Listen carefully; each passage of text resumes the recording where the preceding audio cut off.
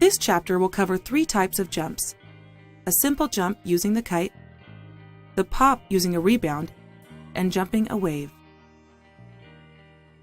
At the end, we'll cover the most frequently encountered problems. Jumping and kitesurfing will provide you with some extreme sensations. It is also one of the ultimate stages because you mix both surfing and aerial moves. Later, you may add some tricks to your jumps with your own personal flavor. First things first, let's look at single jumps. Before beginning to jump, you must know how to sail upwind. You must control your edging perfectly and have a fairly good visualization of the space around you. In kitesurfing, there are 3 techniques that you can use to jump: using the kite to make an aerial jump, using the pop, which is more like a single jump, and using a wave like a trampoline to leave the surface of the water. Before making any jump, make sure there is nobody behind you and nobody downwind from you. Also, you should make sure that the water is deep enough.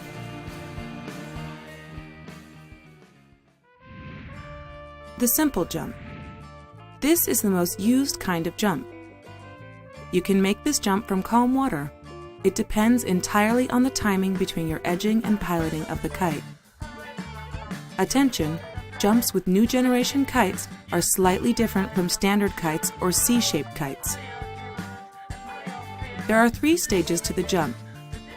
First, dig in with your board and fly your kite in the correct direction. Take off and fly. Finally, land and control your speed.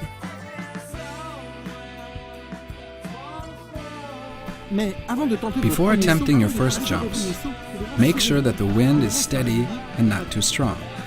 And remember to stay in unpopulated areas for safety reasons.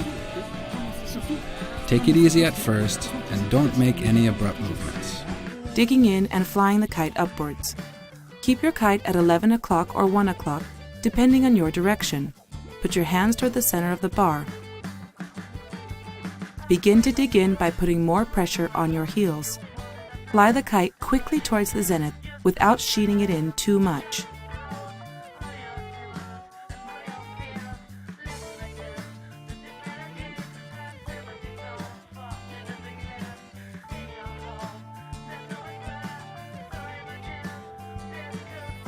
Continue to load your kite by increasing the pressure on the heel side of your board, as if you have suddenly decided to go upwind.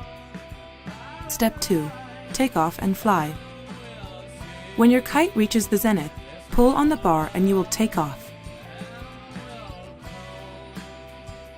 Continue to keep an eye on your kite while it is at the zenith. Look at your landing zone and fly your kite forwards by gradually pushing on your rear hand.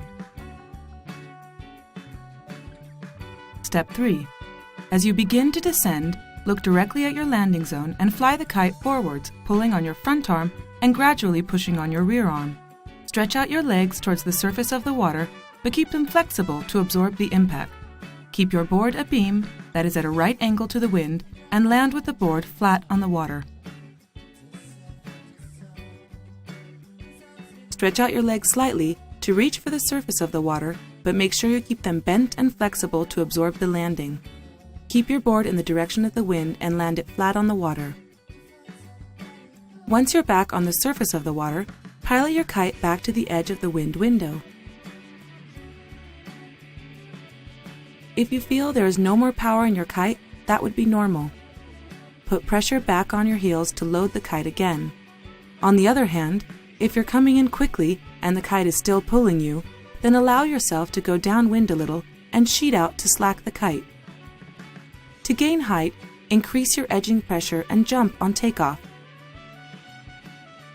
Good coordination between edging, the position of the kite, and pulling on the bar will help your ascension into the air. Common mistakes. Make sure you dig in enough. If you do not oppose the traction of the kite enough, then you will not take off and you will end up going downwind. The kite may well end up staying in the opposite wind window. To dig in, allow the harness to carry you and increase the pressure on your heels.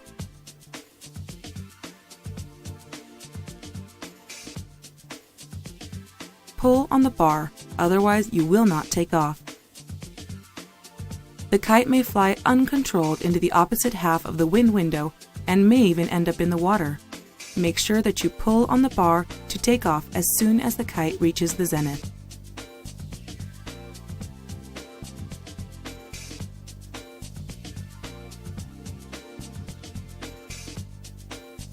Keep your balance in the air. Don't change the weight distribution on takeoff. Otherwise, you will be off balance with a jump, creating unnecessary movement on the bar, and you will possibly lose control of your kite.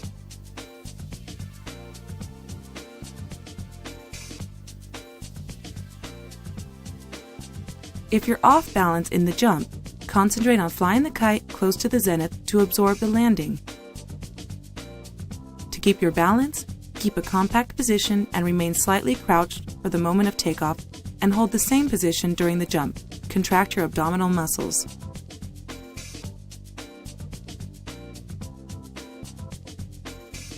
Give your kite enough inertia.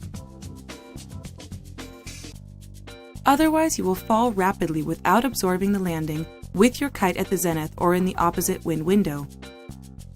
Always keep an eye on your kite to keep it in the right position during a jump. Remember to move your hands along the bar and widen your grip for increased maneuverability. Don't give your kite too much inertia either. In this case, the traction will accelerate you downwind and you may not be able to absorb your landing. Always be prepared to land flat, then to turn your board.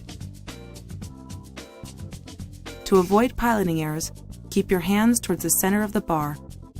This will make your kite a little bit more reactive.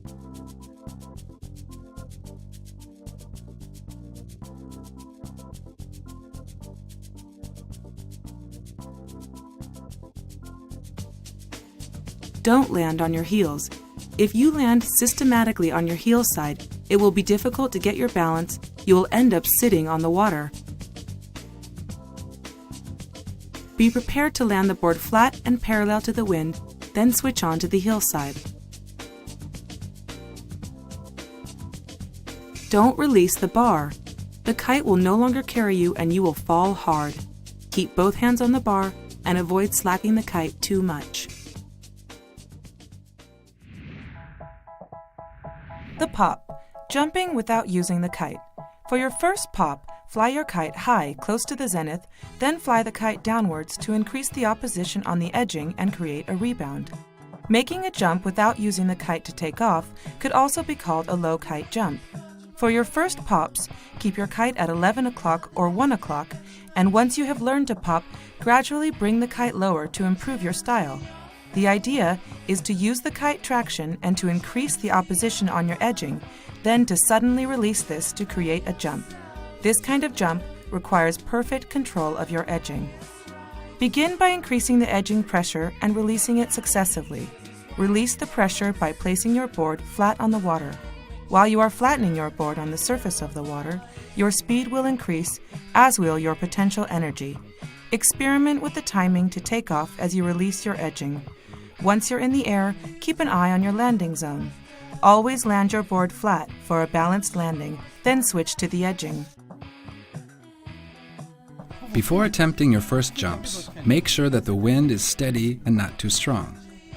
Keep your kite low and remember to stay in unpopulated areas for safety reasons. Take it easy at first and don't make any abrupt movements. Jumping waves. We can also use small waves as a ramp to take off, and this is probably the easiest way to leave the surface of the water. Look a distance in front of you and choose your wave. Keep your eye on it until you jump. Crouch your position slightly, and remember not to absorb the wave with your legs.